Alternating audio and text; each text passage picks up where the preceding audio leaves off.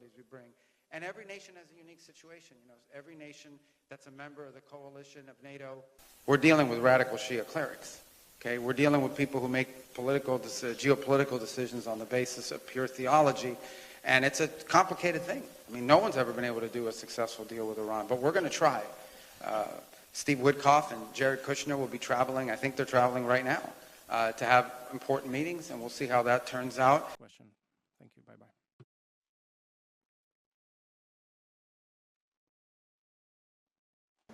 با یه چنین دولتی مذاکره نباید کرد.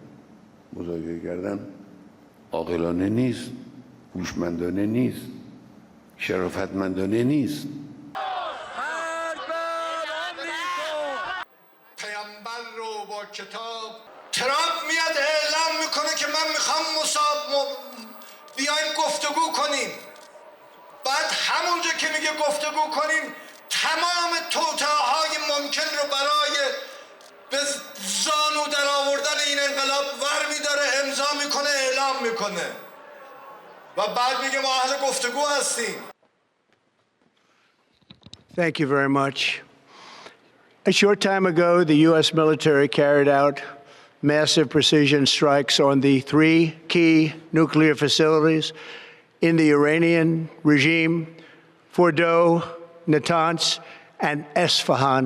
The Islamic Republic of Iran condemns in the strongest terms the United States' brutal military aggression against Iran's peaceful nuclear facilities.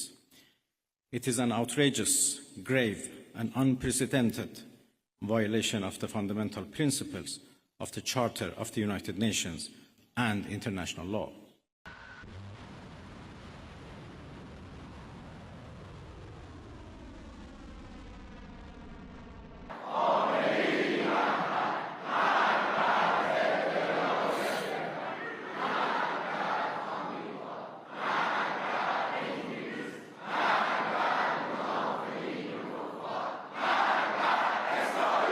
البته این را هم آمریکایی‌ها بدونن که اگر این دفعه جنگی را بندازن این جنگ منطقه‌ای خواهد بود.